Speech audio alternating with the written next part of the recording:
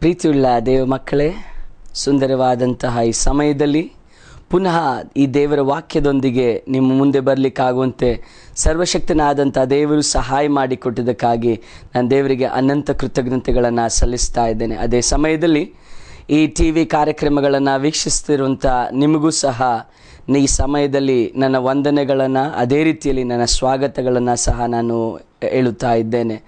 ಈ ಸಮಯದಲ್ಲಿ ಪ್ರತ್ಯೇಕವಾಗಿ ಕಳೆದ ದಿನಗಳಲ್ಲೆಲ್ಲ ನೀವು ಅನೇಕರು ನಿಮ್ಮ ಪ್ರಾರ್ಥನಾ ವಿಷಯಗಳಿಗೋಸ್ಕರವಾಗಿಯೂ ಬೇರೆ ಎಲ್ಲ ವಿಚಾರಗಳಿಗೋಸ್ಕರವಾಗಿಯೂ ನೀವು ನಮ್ಮಲ್ಲಿ ಸಂಪರ್ಕಿಸ್ತಿದ್ದೀರಿ. ಅದಕ್ಕಾಗಿ ನಾನು ದೇವರಿಗೆ ಸ್ತೋತ್ರಗಳನ್ನು ಸಲ್ಲಿಸ್ತಾ ಇದ್ದೇನೆ. ಪ್ರಿಯರೇ, ನಿಮ್ಮ ಪ್ರಾರ್ಥನಾ ವಿಷಯಗಳು ಇಲ್ಲ ಬೇರೆ ಯಾವುದಾದ್ರೂ ಮನವಿಗಳು ಇರುವುದಾದರೆ ನೀವು ನಮ್ಮಲ್ಲಿ ತಿಳಿಸಬೇಕಾಗಿ ನಾವು ಬೇಡಿಕೊಳ್ತಾ ಇದ್ದೇವೆ. ಅದೇ ಸಮಯದಲ್ಲಿ ನಾವು ಸರ್ವಶಕ್ತನಾದಂಥ ದೇವರೊಂದಿಗೆ ನಾವು ಒಟ್ಟಾಗಿ ಪ್ರಾರ್ಥನೆ ಮಾಡೋಣ. ದೇವರು ನಮ್ಮ ವಿಷಯಗಳ ಮೇಲೆ ಆತನ ಜಯ ಕೊಡುವ ಆತನಾಗಿದ್ದಾನೆ. ಹಾಗಾದರೆ ಈ ಹೊತ್ತಿನ ಸಂದೇಶಕ್ಕಾಗಿ ನಮ್ಮನ್ನೇ ಸಿದ್ಧಗೊಳ್ಳೋಣ. ಈ ಹೊತ್ತಿನ ಸಂದೇಶದಲ್ಲಿ ದೇವರು ನಮ್ಮ ಸಂಗಡ ಮಾತನಾಡಲಿಕ್ಕೋಸ್ಕರವಾಗಿ ಪ್ರಾರ್ಥನೆ ಮುಖಾಂತರವಾಗಿ ನಾವು ದೇವರ ಸಮ್ಮುಖದಲ್ಲಿ ನಾವಾಗಿರುವಂಥ ಕಡೆಯಲ್ಲಿ ನಾವು ಅದೇ ರೀತಿಯಲ್ಲಿ ನಮ್ಮ ಸತ್ಯವೇದಗಳಿರುವುದಾದರೆ ಸತ್ಯವೇದಗಳನ್ನು ತೆರೆದು ಹೇಳುವಂತಹ ವಾಕ್ಯಗಳು ಇಲ್ಲ ನಿಮ್ಮ ಸತ್ಯವೇದಗಳಿಲ್ಲದೆ ಹೋದರೆ ನೀವು ಈ ವಾಕ್ಯಗಳನ್ನು ಕೇಳಿರಿ. ಈ ವಾಕ್ಯಗಳು ನಿಮ್ಮ ಜೀವಿತದಲ್ಲಿ ಆಶೀರ್ವಾದವಾಗಿ ಇರ್ತದೆ. ನೀವು ಅಕಸ್ಮಾತಾಗಿ ಈ ಚಾನಲನ್ನು ನೋಡುತ್ತಾ ಇರಬಹುದು. ಈ ಹೊತ್ತು ನೀವು ಆಕಸ್ಮಿಕವಾಗಿ ಈ ಚಾನಲನ್ನು ನೋಡುತ್ತಾ ಇದ್ದರೂ ಸಹ ಇವತ್ತು ಕರ್ತನು ನಿಮ್ಮ ಸಂಗಡ ಮಾತನಾಡ್ತಾನೆ. ನಮ್ಮನ್ನು ಚೆನ್ನಾಗಿ ಬಲ್ಲಾತ ದೇವರ ಮುಂದಾಗಿ ನಮ್ಮನ್ನೇ ತಗ್ಗಿಸಿಕೊಡೋಣ. ದೇವರು ನಮ್ಮ ಸಂಗಡ ಈ ಸಮಯದಲ್ಲಿ ಮಾತನಾಡಲಿ. ದೇವರ ವಾಕ್ಯಕ್ಕೆ ಶಕ್ತಿ ಉಂಟು ಪ್ರಿಯರೇ. ದೇವರ ವಾಕ್ಯವು ನಮ್ಮನ್ನು ಬದಲಾಯಿಸುವಂಥದ್ದಾಗಿದೆ. ನಾವು ಅನೇಕ ಸಮಯಗಳಲ್ಲಿ ದೇವರ ವಾಕ್ಯವನ್ನು ಬದಲಾಯಿಸಲಿಕ್ಕೆ ಆಗುವುದಿಲ್ಲ. ಆದರೆ ದೇವರ ವಾಕ್ಯಗಳು ನಮ್ಮನ್ನು ಬದಲಾಯಿಸುವಂಥ ಶಕ್ತಿ ಉಳ್ಳದಾಗಿದೆ. ಹಾಗಾದರೆ ಆ ನಮ್ಮನ್ನು ಬದಲಾಯಿಸುವಂಥ, ನಮ್ಮ ಸ್ಥಿತಿಗತಿಗಳನ್ನು ಬದಲಾಯಿಸುವಂತಹ, ನಮ್ಮ ಎಲ್ಲ ಚಿಂತೆಗಳನ್ನು ಬದಲಾಯಿಸುವಂತಹ ಈ ದೇವರ ವಾಕ್ಯದ ಕಡೆಗೆ ನಮ್ಮ ಗಮನವನ್ನು ಹರಿಸೋಣ. ಹಾಗಾದರೆ ಈ ಸಮಯದಲ್ಲಿ ದೇವರ ವಾಕ್ಯಕ್ಕೆ ಹೋಗೋಣ.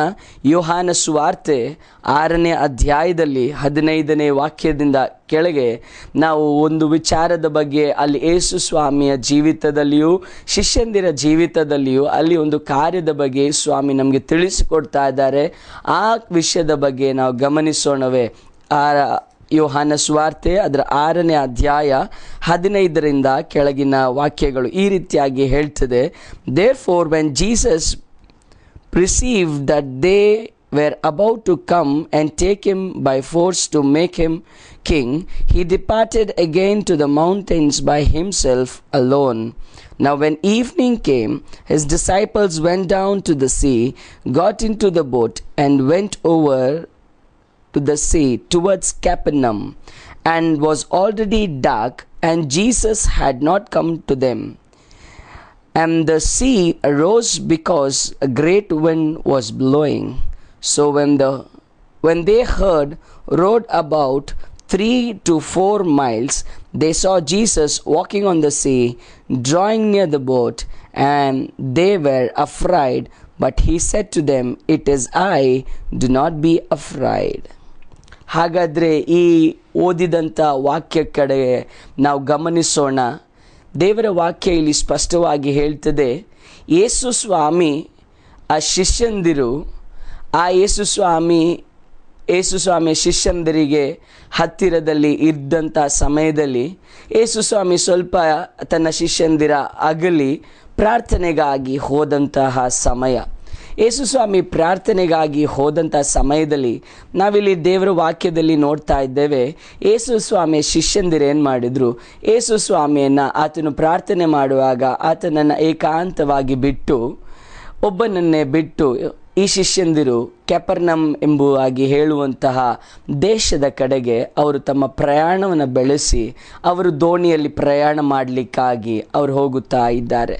ಸೊ ಈ ಯೇಸು ಸ್ವಾಮಿಯನ್ನು ಸಾಧಾರಣವಾಗಿ ನಾವು ಅನೇಕ ಕಡೆಗಳಲ್ಲಿ ಸತ್ಯವೇದದಲ್ಲಿ ನೋಡ್ತೇವೆ, ಯೇಸು ಸ್ವಾಮಿ ಪ್ರಾರ್ಥನೆಗಾಗಿ ಹೋಗುವಾಗ ಅನೇಕ ಕಡೆಗಳಲ್ಲಿ ಈ ರೀತಿಯಾಗಿ ಹೇಳ್ತದೆ, ತಾನು ಏಕಾಂತವಾಗಿ ತನ್ನ ತಂದೆಯೊಟ್ಟಿಗೆ ಮಾತನಾಡಲಿಕ್ಕೋಸ್ಕರವಾಗಿ, ಸ್ವರ್ಗದಲ್ಲಿರುವಂತಹ ಆ ದೇವರೊಟ್ಟಿಗೆ ಮಾತನಾಡಲಿಕ್ಕೋಸ್ಕರವಾಗಿ, ಮಗನು ತಂದೆಯೊಟ್ಟಿಗೆ ಮಾತನಾಡಲಿಕ್ಕೋಸ್ಕರವಾಗಿ ಏಕಾಂತವಾದ ಸಮಯ ಯೇಸುವಿನ ಜೀವಿತದಲ್ಲಿ ಇತ್ತು ಎಂಬುದಾಗಿ.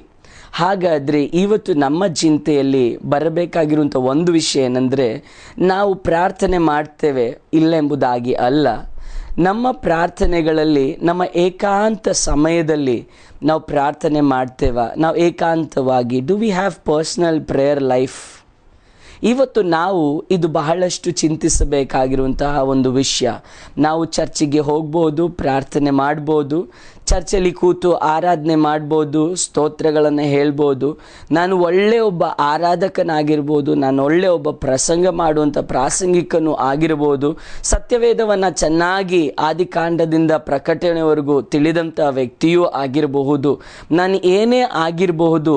ಇವತ್ತು ಅದೆಲ್ಲ ವಿಷಯ ಬದಲಾಗಿ ಇವತ್ತು ನನಗೆ ನನ್ನ ಯೇಸುವಿನೊಂದಿಗೆ, ನಾನು ಯೇಸುವಿನೊಂದಿಗೆ ಒಳ್ಳೆ ಪ್ರಾರ್ಥನೆಯ ಸಮಯವನ್ನು ಕಳೀತಾ ಇದ್ದೇನಾ, ಅದು ನಾವು ಗಮನಿಸಬೇಕಾಗಿದೆ. ಯೇಸು ಸ್ವಾಮಿ ನಮಗೆ ಮಾದರಿಯಾಗಿದ್ದಾರೆ ಪ್ರಿಯರೇ. ಯೇಸು ಸ್ವಾಮಿ ನಮಗೆ ಕಲಿಸಿಕೊಟ್ಟಂಥ ಒಂದು ವಿಚಾರ ಏನಂದರೆ, ಯೇಸು ಸ್ವಾಮಿ ಯಾವಾಗಲೂ ಸಹ ಆತನು ಏಕಾಂತವಾಗಿ ಆತನು ಪ್ರಾರ್ಥನೆಗಾಗಿ ಹೋಗುತ್ತಾ ಇದ್ದನು. ಯಾತಕ್ಕೋಸ್ಕರವಾಗಿ ಏಕಾಂತವಾಗಿ ಪ್ರಾರ್ಥನೆಗೆ ಹೋಗುತ್ತಾ ಇದ್ದರೆಂಬುದಾಗಿ ಗಮನಿಸುವುದಾದರೆ ನಾವು ಚಿಂತಿಸಬಹುದು. ಏಕಾಂತವಾಗಿ ಪ್ರಾರ್ಥನೆ ಮಾಡುವಾಗ ಅದರಲ್ಲಿ ದೇವರು ನಮ್ಮ ಪ್ರಾರ್ಥನೆಗೆ ಉತ್ತರ ಕೊಡುವಂಥದ್ದು ಮಾತ್ರವಲ್ಲ, ನಾವು ಏಕಾಂತವಾಗಿ ಕಳೆಯುವಂಥ ಸಮಯಗಳು ದೇವರೊಂದಿಗೆ, ಆ ಸಮಯಗಳು ನಮ್ಮ ಜೀವಿತದಲ್ಲಿ ಅದು ಅಮೂಲ್ಯವಾದಂಥ ಸಮಯಗಳು ಪ್ರಿಯರೇ. ನಾವು ಕುಟುಂಬವಾಗಿ ಕೂತು ಕುಟುಂಬ ಪ್ರಾರ್ಥನೆಗಳು ಮಾಡಬಹುದು, ನಮ್ಮ ಸಹೋದರೊಟ್ಟಿಗೋ ಸಹೋದರಿಯರೊಟ್ಟಿಗೋ, ಇಲ್ಲದೆ ಹೋದರೆ ನಮ್ಮ ಮಕ್ಕಳೊಟ್ಟಿಗೋ, ಗಂಡ ಹೆಂಡತಿಯೊಟ್ಟಿಗೋ, ಹೆಂಡತಿ ಗಂಡ ಮಕ್ಕಳೊಟ್ಟಿಗೋ ಪ್ರಾರ್ಥನೆ ಮಾಡಬಹುದು. ಇದೆಲ್ಲೋ ಕುಟುಂಬ ಪ್ರಾರ್ಥನೆಗೆ ಸೇರ್ತದೆ.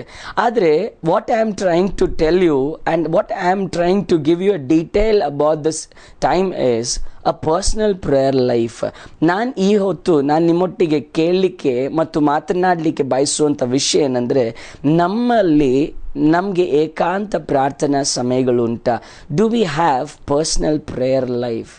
ಇವತ್ತು ನಾವು ಈ ವಿಚಾರವಾಗಿ ಸ್ವಲ್ಪ ಗಮನಿಸಬೇಕು. Why I need to have a personal prayer life? ಯಾಕೆ ಹಾಗಾದರೆ ನನ್ನ ಜೀವಿತದಲ್ಲಿ ನಾನು ಯೇಸು ಒಟ್ಟಿಗೆ ಏಕಾಂತವಾಗಿ ನಾನು ಯಾಕೆ ಪ್ರಾರ್ಥಿಸಬೇಕು ಎಂಬುದಾಗಿ ಯೋಚನೆ ಮಾಡುವಾಗ, ಮೊದಲನೇ ವಿಷಯವಾಗಿ ನಾನು ನಿಮ್ಮೊಟ್ಟಿಗೆ ಹೇಳಲಿಕ್ಕೆ ಬಯಸುವಂಥದ್ದು, ಯೇಸು ಸ್ವಾಮಿ ನಮಗೆ ಮಾದರಿ ಆದುದರಿಂದ ನಮ್ಮ ಜೀವಿತದಲ್ಲಿ ಸಹ ಏಕಾಂತವಾಗಿ ನಾವು ಯೇಸು ಒಟ್ಟಿಗೆ ಕಳೆಯಬೇಕಾದಂಥ ಸಮಯಗಳು ಉಂಟು ಪ್ರಿಯರೇ. ಯೇಸು ಸ್ವಾಮಿ ಹೇಳ್ತಾ ಇದ್ದಾರೆ, ತಾನು ತನ್ನ ತಂದೆಯೊಟ್ಟಿಗೆ ಏಕಾಂತವಾಗಿ ಬೆಳಿಗ್ಗೆ, ಮಧ್ಯಾಹ್ನ, ಸಂಜೆ ಸಮಯಗಳಲ್ಲಿ ಮತ್ತು ರಾತ್ರಿ ಜಾವಗಳಲ್ಲಿ ಯೇಸು ಸ್ವಾಮಿ ಪ್ರಾರ್ಥನೆಯಲ್ಲಿ ತನ್ನ ತಂದೆಯೊಟ್ಟಿಗೆ ಮಾತನಾಡುತ್ತಾ ಕಳೆಯುತ್ತಾ ಇದ್ದರೆಂಬುದಾಗಿ. ಇವತ್ತು ಸಾಧಾರಣವಾಗಿ ನಮ್ಮ ಪ್ರಾರ್ಥನೆಯ ವಿಷಯವಾಗಿ ಬರುವಾಗ, ನಮಗೆ ಪ್ರಾರ್ಥನೆ ಎಂಬುದಾಗಿ ಅನೇಕ ಸಮಯಗಳಲ್ಲಿ ಹೇಳುವಾಗ ಅದು ಒಂದು ಕ್ರಮಬದ್ಧ ಪ್ರಾರ್ಥನೆಯಾಗಿಯೋ, ಇಲ್ಲ ಒಂದು 5 ನಿಮಿಷದ ಪ್ರಾರ್ಥನೆಯೋ, ಒಂದು 10 ನಿಮಿಷದ ಪ್ರಾರ್ಥನೆಯೋ, ಒಂದು 15 ನಿಮಿಷದ ಪ್ರಾರ್ಥನೆಯೋ, ಹೀಗೆ ನಾವು ನಮ್ಮ ಪ್ರಾರ್ಥನೆಗಳಿಗೆ ಅನೇಕ ಸಮಯಗಳಲ್ಲಿ ಸಮಯವನ್ನು ನಾವು ಇಟ್ಟು ಪ್ರಾರ್ಥನೆ ಮಾಡೋದುಂಟು. ಇಲ್ಲದೆ ಹೋದರೆ ನಾವು ಅನೇಕ ಸಮಯಗಳಲ್ಲಿ ನಾವು ಕೆಲಸಕ್ಕೆ ಹೋಗುವುದಕ್ಕಿಂತ ಮುಂಚೆಯೋ, ಇಲ್ಲ ನಾವು ಕೆಲಸದಿಂದ ಬಂದ ಮೇಲೋ, ಇಲ್ಲ ನಂತರವಾಗಿ ಇನ್ನು ಮಲಗಲಿಕ್ಕೆ ಹೋಗುವಾಗ ಸಾಧಾರಣವಾಗಿ ಬೆಡ್ ಮೇಲೆ ಕೂತು ಒಂದು 2 ನಿಮಿಷ ಪ್ರಾರ್ಥನೆ ಮಾಡಿ ಮಲಗುವುದೆಲ್ಲವೂ ಸಹಜ ಪ್ರಿಯರೇ. ಆದರೆ ನಾನು ಆ ವಿಷಯಗಳಲ್ಲಿ ಯಾವುದರಲ್ಲೂ ಮಾತನಾಡ್ತಾ ಇಲ್ಲ. ಇವತ್ತು ನಾವು ಎಷ್ಟು ಸಮಯ ನಾವು ಏಕಾಂತವಾಗಿ ಪ್ರಾರ್ಥನೆಯಲ್ಲಿ ಕಳೀತಾ ಇದ್ದೇವೆ, ಈ ವಿಷಯ ನಾವು ಗಮನಿಸಬೇಕಾಗಿದೆ. ಸೊ ಇಲ್ಲಿ ಏನಾಗ್ತಾ ಇದೆ, ಯೇಸುಸ್ವಾಮಿ ತನ್ನ ತಂದೆಯೊಟ್ಟಿಗೆ ಏಕಾಂತವಾಗಿ ಪ್ರಾರ್ಥನೆ ಮಾಡುವಂಥ ಸಮಯದಲ್ಲಿ ಶಿಷ್ಯರು ಏನು ಮಾಡ್ತಾ ಇದ್ರಂತೆ, ಶಿಷ್ಯರು ದೋಣಿಯನ್ನು ಹಿಡಿದು ಅವರು ಕೆಫರ್ನಮ್ ಪಟ್ಟಣಕ್ಕೆ ಹೋಗುತ್ತಾ ಇದ್ರು. ಸೊ ನೋಡ್ರಿ, ಯೇಸುಸ್ವಾಮಿ ಅಲ್ಲಿ ಪ್ರಾರ್ಥನೆ ಮಾಡುವಂಥ ಸಮಯದಲ್ಲಿ ಅದೇ ಸಮಯದಲ್ಲಿ ಶಿಷ್ಯಂದಿರು ಸಹ ಏಕಾಂತವಾಗಿ ಪ್ರಾರ್ಥನೆ ಮಾಡ್ಬೋದಾಗಿತ್ತು. ಇಲ್ಲದೆ ಹೋದರೆ ಈ ಯೇಸು ಸ್ವಾಮಿಯ ಶಿಷ್ಯಂದಿರು ಸಹ ಅವರು ಪ್ರಾರ್ಥನೆ ಮಾಡಬಹುದಾಗಿತ್ತು ಯೇಸು ಸ್ವಾಮಿಯೊಟ್ಟಿಗೆ ಕೂತು. ಏನೇ ಆಗಲಿ ಅದೆಲ್ಲ ನಮ್ಮ ವಿಚಾರವಲ್ಲ. ಆದರೆ ಇವತ್ತು ನಮ್ಮ ಜೀವಿತದಲ್ಲಿ ಏಕಾಂತವಾದಂಥ ಪ್ರಾರ್ಥನಾ ಸಮಯಗಳು ನಮ್ಮ ಜೀವಿತದಲ್ಲಿ ಅದು ಕ್ರಮಬದ್ಧವಾಗಿ ಮಾಡಬೇಕಾಗಿರುವಂಥದ್ದು ಬಹಳ ಮುಖ್ಯವಾಗಿದೆ ಪ್ರಿಯರೇ. ಹಾಗಾದರೆ ನಮ್ಮ ಜೀವಿತದಲ್ಲಿ ಇವತ್ತಿನಿಂದ ಯೇಸುವಿನೊಂದಿಗೆ ನಾನು ಮಾತನಾಡುವಂಥ ಸಮಯ ಎಂಬುದಾಗಿ ಒಂದು ಸಮಯವನ್ನು, 1 ಗಂಟೆಯೋ, ಇವತ್ತು ಒಮ್ಮೆಲೆ ನಿಮಗೆ 1 ಗಂಟೆ ಪ್ರಾರ್ಥನೆ ಮಾಡಲಿಕ್ಕೆ ಆಗದೇ ಇರಬಹುದು. ಅರ್ಧ ಗಂಟೆಯೋ, 3/4 ತಾಸಿಂದ 1 ತಾಸು, 1 ತಾಸು ಪ್ರಾರ್ಥನೆ ಮಾಡೋರು 1/4 ತಾಸು, 1/4 ತಾಸು ಪ್ರಾರ್ಥನೆ ಮಾಡಲಿಕ್ಕೆ ಆಗುವಾಗ 1.5 ತಾಸು. ಹಾಗೆ ನಮ್ಮ ಪ್ರಾರ್ಥನೆಯಲ್ಲಿ, ನಮ್ಮ ಏಕಾಂತ ಪ್ರಾರ್ಥನಾ ಸಮಯಗಳಲ್ಲಿ ನಾವೇನು ಮಾಡಬೇಕಂದ್ರೆ, ನಾವು ನಮ್ಮ ಏಕಾಂತ ಪ್ರಾರ್ಥನಾ ಸಮಯವು ಹೆಚ್ಚು ಮಾಡುತ್ತಾ ಹೋಗಬೇಕು. ಯಾಕೆಂದರೆ ನಾವು ಏಕಾಂತವಾಗಿ ಪ್ರಾರ್ಥನೆ ಮಾಡುವಾಗ ಏನಾಗ್ತದೆ ಎಂಬುದಾಗಿ ಹೇಳಿದರೆ ಪ್ರಿಯರೇ, ನಾವು ಏಕಾಂತವಾಗಿ ನನ್ನ ತಂದೆಯೊಟ್ಟಿಗೆ ಯಾವಾಗ ನಾನು ಸಮಯ ಕಳಿತೇನೆ ಆವಾಗ ನಾನು ಮಾಡುವಂಥ ಕಾರ್ಯ ಏನಂದರೆ, ನಾನು ನನ್ನ ತಂದೆಯೊಟ್ಟಿಗೆ ಒಂದು ಸಂಬಂಧವನ್ನು ಬೆಳೆಸ್ತಾ ಇದ್ದೇನೆ. ನನ್ನ ತಂದೆಯೊಟ್ಟಿಗೆ ನಾನೇನು ಮಾಡ್ತಾ ಇದ್ದೇನೆ, ಯೇಸು ಒಟ್ಟಿಗೆ ಏನು ಮಾಡ್ತಾ ಇದ್ದೇನೆ, ಒಂದು ಸಂಬಂಧದಲ್ಲಿ ನಾನು ಒಂದು ಬಿಗಿಯಾದಂಥ ಒಂದು ಸಂಬಂಧವನ್ನು ಹಾಕ್ತಾ ಇದ್ದೇನೆ. ಒಂದು ಉದಾಹರಣೆಯನ್ನು ಕೊಡಲಿಕ್ಕೆ ನಾನು ಬಯಸ್ತೇನೆ ಪ್ರಿಯರೇ. ನಾನು ಮತ್ತು ನನ್ನ ಮಗು ವಿಷಯವಾಗಿ ನಾನು ನಿಮ್ಮ ಮುಂದಾಗಿ ಒಂದು ಉದಾಹರಣೆಯಾಗಿ ಕೊಡ್ತೇನೆ. ಯಾವಾಗ ನಾನು ನನ್ನ ಮಗುವೊಟ್ಟಿಗೆ ಯಾವಾಗಲೂ ನಾನು ಮಾತನಾಡುತ್ತಾ ಇರ್ತೇನೋ, ಆತನ ಸಂಗಡವಿರ್ತೇನೋ, ಇಲ್ಲ ನನ್ನ ಮಗಳ ಸಂಗಡವಿರ್ತೇನೋ, ಆ ಸಮಯಗಳಲ್ಲಿ ನಾನು ಹೆಚ್ಚಾಗಿ ನನ್ನ ಮಗಳ ವಿಚಾರವಾಗಿಯೋ ನನ್ನ ಮಗನ ವಿಚಾರವಾಗಿಯೋ ನಾನು ತಿಳಿದುಕೊಳ್ಳಲಿಕ್ಕೆ ಸಾಧ್ಯವಾಗ್ತದೆ. ಅದೇ ಸಮಯದಲ್ಲಿ ಅವರು ಸಹ ನನ್ನೊಟ್ಟಿಗೆ ನಮ್ಮ ಸಮಯವನ್ನು ಕಳೆಯುವಾಗ, ತಮ್ಮ ಸಮಯವನ್ನು ಯಾವಾಗ ತಂದೆಯೊಟ್ಟಿಗೆ ಕಳೀತಾರೆ ಆವಾಗ ಅವರ ವಿಚಾರವಾಗಿ ಸಹ, ಅವರ ಚಿಂತೆಗಳ ವಿಚಾರವಾಗಿ, ಅವರ ಆಲೋಚನೆಗಳ ವಿಚಾರವಾಗಿ, ಅವರ ವಿಷಯದ ಬಗ್ಗೆ ನಾನು ಹೆಚ್ಚಾಗಿ ಅರಿಲಿಕ್ಕೆ ಸಾಧ್ಯವಾಗ್ತದೆ. ಅದೇ ರೀತಿಯಲ್ಲಿ ಪ್ರಿಯರೇ, ಇವತ್ತು ನಾನು ಕರ್ತನೊಟ್ಟಿಗೆ ಸಮಯವನ್ನು ಕಳೆಯುವಂಥದ್ದು, ನಾನು ಯೇಸು ಒಟ್ಟಿಗೆ ನನ್ನ ಏಕಾಂತ ಸಮಯಗಳನ್ನು ಕಳೆಯುವಾಗ ಏನಾಗ್ತದೆ ಅಂದರೆ, ದೇವರ ವಾಕ್ಯ ಹೇಳ್ತದೆ, ನನ್ನ ಯೇಸು ನನ್ನನ್ನು ಹೆಚ್ಚಾಗಿ ಅರ್ಥ ಮಾಡಿಕೊಳ್ಳಿಕ್ಕೆ ಆಗ್ತದೆ. ಅದೇ ಸಮಯದಲ್ಲಿ ನಾನು ಆತನನ್ನು ಚೆನ್ನಾಗಿ ಅರ್ಥ ಮಾಡಿಕೊಳ್ಳಿಕ್ಕಾಗ್ತದೆ. ಇವತ್ತು ಯೇಸು ನನ್ನನ್ನು ಅರ್ಥ ಮಾಡಿಕೊಳ್ತಿಲ್ಲ ಎಂಬುದಾಗಿ ಅಲ್ಲ, ನನ್ನನ್ನು, ನಿಮ್ಮನ್ನು ತಂದೆ ಚೆನ್ನಾಗಿ ಅರ್ಥ ಮಾಡಿಕೊಂಡಿದ್ದಾರೆ. ಆದರೆ ಇವತ್ತು ನಾನು ಅವರನ್ನು ಅರ್ಥ ಮಾಡಿಕೊಳ್ಬೇಕು, ನಾವು ಅವರನ್ನು ಅರ್ಥ ಮಾಡಿಕೊಳ್ಬೇಕು. ಅಕಸ್ಮಾತ್ ಆಗಿ ಈ ರೀತಿಯಲ್ಲಿ if we do not have a personal prayer life, ಇವತ್ತು ನಮ್ಮ ಜೀವಿತದಲ್ಲಿ ಅಕಸ್ಮಾತ್ ಆಗಿ ಇಂತಹ ಹೌದು ನಮಗೆ ದೇವರೊಟ್ಟಿಗೆ, ಯೇಸು ಕರ್ತನೊಟ್ಟಿಗೆ ಒಂದು ಪರ್ಸನಲ್ ಪ್ರೇಯರ್ ಲೈಫ್ ಇಲ್ಲದೆ ಹೋದರೆ ಏನಾಗ್ತದೆ ಎಂಬುದಾಗಿ ಹೇಳಿದರೆ, ಅದೇ ವಾಕ್ಯದ ಕೆಳಭಾಗಗಳಲ್ಲಿ ಓದ್ತೇವೆ, ಅಲ್ಲಿಂದ ಯಾವ ತೊಂದರೆ ಇಲ್ಲದಂತೆ ಕೆಪರ್ನಮ್ ಕಡೆಗೆ ಅವ್ರು ಏನು ಮಾಡಿದ್ರಂತೆ, ಪ್ರಯಾಣವನ್ನು ಬೆಳೆಸಲಿಕ್ಕೆ ಪ್ರಾರಂಭಿಸಿದರು. ಪ್ರಯಾಣವನ್ನು ಬೆಳೆಸಲಿಕ್ಕೆ ಪ್ರಾರಂಭಿಸಿದಾಗ ದೇವರ ವಾಕ್ಯವು ಸ್ಪಷ್ಟವಾಗಿ ಹೇಳ್ತದೆ, ಅವರು ತಲುಪಬೇಕಾದಂಥ ಜಾಗಕ್ಕೆ ಅವ್ರು ಹೋಗಲಿಲ್ಲ. ಅಲ್ಲಿಂದ 4-5 ಮೈಲಿಗಳ ದೂರ ಹೋಗುವಾಗ, ಆ 4-5 ಮೈಲಿಗಳ ದೂರ ಹೋದ ನಂತರವಾಗಿ ಮಧ್ಯದಲ್ಲಿ ದೋಣಿ ನಿಲ್ತು. ಅವರು ಹೋಗ್ತಾ ಇದ್ದಂಥ ದೋಣಿ ಏನಾಯ್ತಂತೆ, ಮಧ್ಯದಲ್ಲಿ ನಿಲ್ತು. ಹಾಗಾದರೆ ಮಧ್ಯದಲ್ಲಿ ನಿಂತ ನಂತರವಾಗಿ ಏನಾಯಿತು? ಹಾಗಾದರೆ ಒಂದು ನಿಮಿಷ ಚಿಂತಿಸಿ ನೋಡೋಣ, ಇವರು ಎಲ್ಲಿಗೆ ಹೋಗ್ತಾ ಇದ್ದಾರೆ? ಕಪೆರ್ನೌಮಿಗೆ ಹೋಗ್ತಾ ಇದ್ದಾರೆ. ಕಪೆರ್ನೌಮಿಗೆ ಹೋಗುವಾಗ ಹಾಗಾದರೆ ಅಲ್ಲಿ ದೋಣಿಯಲ್ಲಿ ಇದ್ದಂತಹ ವ್ಯಕ್ತಿಯೊಟ್ಟಿಗೆ ಒಂದು ನಿಮಿಷ ನಾವು ಪ್ರಶ್ನೆ ಮಾಡುವುದಾದರೆ, ಯಾಕೆ ಪೇತ್ರನೇ, ಯಾಕೆ ಶಿಷ್ಯಂದಿರೇ, ಇಲ್ಲಿ ಕಪೆರ್ನೌಮಿಗೆ ಹೋಗಬೇಕಾದಂಥ ದೋಣಿ ಮಧ್ಯದಲ್ಲಿ ಯಾಕೆ ನಿಲ್ತು ಎಂಬುದಾಗಿ ಆ ವಾಕ್ಯದೊಡನೆ ನಾವು ಅವರೊಟ್ಟಿಗೆ ಹಲ್ಲುಯ ಆ ಯೋಚನೆಯೊಂದಿಗೆ ಆ ವಾಕ್ಯವನ್ನು ಓದುವಾಗ ನಮ್ಗೆ ಗೊತ್ತಾಗ್ತದೆ. ಅಲ್ಲಿ ದೇವರ ವಾಕ್ಯ ಹೇಳ್ತದೆ, ಈ 4-5 ಮೈಲಿ ದೂರ ಹೋಗುವಾಗ ಏನಾಯ್ತಂತೆ, ದೊಡ್ಡ ಬಿರುಗಾಳಿಯು, ದೊಡ್ಡ ಹಲ್ಲಿಯ ಗಾಳಿಯು, ಅಲೆಗಳು ಅವರ ವಿರುದ್ಧವಾಗಿ ಬಂತಂತೆ. ಹಾಗಾದ್ರೆ ನಮ್ಮ ಜೀವಿತದಲ್ಲಿ ನಾವು ಕರ್ತನೊಟ್ಟಿಗೆ ಒಂದು ಒಳ್ಳೆ ಪ್ರಾರ್ಥನೆಯ ಸಮಯವೋ ಇಲ್ಲದೆ ಹೋದರೆ, ನಮ್ಮ ಪರ್ಸನಲ್ ಪ್ರೇಯರ್ ಲೈಫ್ ಕರ್ತನೊಟ್ಟಿಗೆ ಇಲ್ಲದೆ ಹೋದರೆ, ಈ ಕಷ್ಟಗಳು ಎಂಬುವಂಥದ್ದು, ಈ ಹಡಗು ಎಂಬುವಂಥದ್ದು, ಈ ದೇವರ ವಾಕ್ಯದಲ್ಲಿ ನೋಡುವ ಪ್ರಕಾರವಾಗಿ ಈ ಗಾಳಿಗಳೆಂಬುವಂಥದ್ದು, ಈ ಅಲೆಗಳೆಂಬುವಂಥದ್ದು ಆವಾಗವಾಗ ಬಂದೇ ಬರ್ತದೆ ಪ್ರಿಯರೇ. ಏಮನ್. ಹಾಗಾದರೆ ನಾನು ಪ್ರಾರ್ಥನೆ ಮಾಡುವಾಗ ಗಾಳಿ ಬರುವುದಿಲ್ವಾ? ನಾನು ಪ್ರಾರ್ಥನೆ ಮಾಡುವಾಗ ಹಾಗಾದರೆ ನನ್ನ ಜೀವಿತದಲ್ಲಿ ಯಾವುದು ತೊಂದರೆಯೇ ಬರುವುದಿಲ್ವಾ ಎಂಬುದಾಗಿ ನೀವು ಕೇಳುವುದಾದರೆ ನಾನು ಒಂದು ವಿಚಾರವನ್ನು ಹೇಳ್ತೇನೆ ಪ್ರಿಯರೇ. ಈ ವಾಕ್ಯ ಏಮನ್ ಮುಗಿಯುವುದಕ್ಕಿಂತ ಮುಂಚಿತವಾಗಿ ನೀವು ಅದರ ವಿಚಾರವಾಗಿ ಅರ್ಥ ಮಾಡಿಕೊಳ್ತೀರಾ. ಇವತ್ತು ನನಗೆ ಕಷ್ಟ ಬರಬಾರ್ದು ಎಂಬುದಾಗಿ ಪ್ರಾರ್ಥನೆ ಮಾಡುವುದಂತ ವಿಷಯದಲ್ಲಿ ಅಲ್ಲ ನಾನು ಮಾತನಾಡ್ತಾ ಇರುವಂಥದ್ದು. ಇಲ್ಲ ನಿಮಗೆ ಕಷ್ಟ ಬರ್ತದೆ ಪ್ರಾರ್ಥನೆ ಮಾಡಲಿಲ್ಲ ಎಂಬುದಾಗಿ ಸಹ ನಾನು ಹೇಳ್ತಾ ಇಲ್ಲ. ನಾವು ಯೇಸು ಒಟ್ಟಿಗೆ ಏನು ಮಾಡಬೇಕು? ಒಳ್ಳೆ ಸಂಬಂಧವನ್ನು ಬೆಳೆಸಬೇಕೆಂಬುದಾಗಿ ಮಾತ್ರ ನಾನು ಹೇಳಲಿಕ್ಕೆ ಬಯಸ್ತಾ ಇದ್ದೇನೆ. ಹಾಗಾದರೆ ಯೇಸು ಒಟ್ಟಿಗೆ ಒಳ್ಳೆಯದಾಗಿ ನಾನು ಸಂಬಂಧ ಬೆಳೆಸುವಾಗ ನನ್ನ ಜೀವಿತದಲ್ಲಿ ಏನಾಗ್ತದೆ ಅಂತ ಹೇಳಿದರೆ, ನಾನು ಯಾವಾಗ ಯೇಸು ಒಟ್ಟಿಗೆ ಒಳ್ಳೆ ರೀತಿಯಲ್ಲಿ ನನ್ನ ಪರ್ಸ್ನಲ್ ಲೈಫಲ್ಲಿ ಒಳ್ಳೆಯದಾಗಿರ್ತೇನೆ, ಆವಾಗ ಕರ್ತನು ನನ್ನ ವಿಷಯವಾಗಿ ಚೆನ್ನಾಗಿ ಅರ್ಥವಂತವನಾಗಿರ್ತಾನೆ. ಆವಾಗ ನನಗೆ ಆತನ ಮಾರ್ಗದರ್ಶನಗಳನ್ನು ಕೊಡ್ತಾನೆ. ಅಲ್ಲಿ ನಾನು ಹೋಗುವಂಥ ಕಡೆಗಳಲ್ಲೋ, ನಾನು ಇರುವಂಥ ಕಡೆಗಳಲ್ಲೋ ಅಕಸ್ಮಾತ್ ಆಗಿ ಆಪತ್ತೋ ಇಲ್ಲದೆ ಕಷ್ಟವೋ ಚಿಂತೆಗಳೋ ಯಾವುದಾದ್ರೂ ಬರುವುದಾದರೆ, ನನಗಿಂತ ಚೆನ್ನಾಗಿ ನನ್ನ ಕಷ್ಟಗಳು ಬರುವಾಗ, ನನ್ನ ಆಪತ್ತು ಬರುವಾಗ, ನನ್ನ ತೊಂದರೆಗಳು ಬರುವಾಗ ನಾನು ಯೇಸುವನೊಂದಿಗೆ ಒಳ್ಳೆಯ ಒಂದು ಸಂಬಂಧದಲ್ಲಿ ಇರುವುದಾದರೆ, ಆ ಯೇಸು ನನ್ನ ಕಷ್ಟದ ಮಧ್ಯದಲ್ಲಿ, ನಾನಿರುವಂಥ ಸನ್ನಿವೇಶದ ಮಧ್ಯದಲ್ಲಿ ಆತನೇನು ಮಾಡ್ತಾನೆ? ನಾನು ಅದಕ್ಕೆ ಹೋಗೋದಕ್ಕಿಂತ ಮುಂಚೆಯೇ ನನಗೆ ಆ ವಿಚಾರದಲ್ಲಿ ನನಗೆ ಬಲಪಡಿಸಿರ್ತಾನೆ. ನಾನು ಹೋಗೋದಕ್ಕಿಂತ ಮುಂಚೆಯೇ ಆ ವಿಚಾರದಲ್ಲಿ ನನಗೇನು ಮಾಡಿರ್ತಾನೆ? ಯೇಸು ಸ್ವಾಮಿ ನಮಗೆ ಆವಾಗಲೇ ಮಾರ್ಗದರ್ಶನಗಳನ್ನು ಕೊಟ್ಟಿರುತ್ತಾರೆ ಪ್ರಿಯರೇ. ಹಾಗಾದರೆ ಇವತ್ತಿನಿಂದ ನಾವೊಂದು ಪರ್ಸ್ನಲ್ ಪ್ರೇಯರ್ ಲೈಫನ್ನು ಮಾಡಿಕೊಳ್ಳೋಣ. ನಾವು ಪರ್ಸ್ನಲ್ ಪ್ರೇಯರ್ ಟೈಮ್ ಮಾಡುವಾಗ ಏನಾಗ್ತದೆ? ನೀವು ಪರ್ಸ್ನಲ್ ಪ್ರೇಯರ್ ಟೈಮ್ ಎಂಬುದಾಗಿ ಹೇಳುವಾಗ ದೊಡ್ಡ ಪ್ರಾರ್ಥನೆ ಲಿಸ್ಟ್ ಇಟ್ಕೊಂಡು ನಾವು ಕೂತ್ಕೋಬೇಕೆಂಬುದಾಗಿ ಅಲ್ಲ. ನಿಮ್ಮ ಹೃದಯದ ಅಂತರಾಳದ ವಿಷಯಗಳನ್ನು, ನಿಮ್ಮ ಭಾರಗಳನ್ನು, ನಿಮ್ಮ ದುಃಖಗಳನ್ನು, ನಿಮ್ಮ ವಿಷಯಗಳನ್ನು ಆ ಕರ್ತನೊಟ್ಟಿಗೆ ಹಂಚಿಕೊಳ್ಳುವಂಥದ್ದೇ ನಿಮ್ಮ prayer time, personal prayer time. ಅನೇಕ ಸಮಯಗಳಲ್ಲಿ ನಾವು ಪ್ರಾರ್ಥನೆ ಮಾಡುವಂಥ ವಿಚಾರಗಳು ಎಲ್ಲರ ಮುಂದೆ ಪ್ರಾರ್ಥನೆ ಮಾಡಲಿಕ್ಕೆ ಆಗದಂಥ ವಿಚಾರಗಳಿರ್ತದೆ ಪ್ರಿಯರೇ. ಹೌದು, ಎಲ್ಲರ ಜೀವಿತದಲ್ಲಿ ಇದ್ದೇ ಇರ್ತದೆ. ಅಂಥ ವಿಚಾರಗಳನ್ನು ನಮ್ಮ ಪರ್ಸ್ನಲ್ ಪ್ರೇಯರ್ ಟೈಮಲ್ಲಿ ಮಾಡುವಾಗ ಆ ವಿಷಯದಲ್ಲಿ ಸಹ ದೇವರು ನಮಗೆ ಜಯ ಕೊಡುವಾತನಾಗಿದ್ದಾನೆ. ಹಾಗಾದರೆ ಇವತ್ತು ನಮ್ಮ ಜೀವಿತದಲ್ಲಿ ನಾವು ನೋಡಬೇಕು, ನಾನು ಹೇಗೆ ಕರ್ತನೊಟ್ಟಿಗೆ ನಾನು ಪರ್ಸ್ನಲ್ ಆಗಿ ಬೆಳಿಬೋದು, ಆ ವಿಚಾರವಾಗಿ ನಾವು ಯೋಚನೆ ಮಾಡಬೇಕು. ಸೊ ಇಲ್ಲಿ ಏನಾಗ್ತಾ ಇದೆ? ಆ ಅಲೆಗಳು ಮತ್ತು ಗಾಳಿ ಬಂದು ಇವರನ್ನ ಎಲ್ಲಿ ನಿಲ್ಲಿಸಿದೆ ಅಂತೆ? ಸಮುದ್ರದ ಮಧ್ಯದಲ್ಲಿ ನಿಲ್ಲಿಸಿದೆ.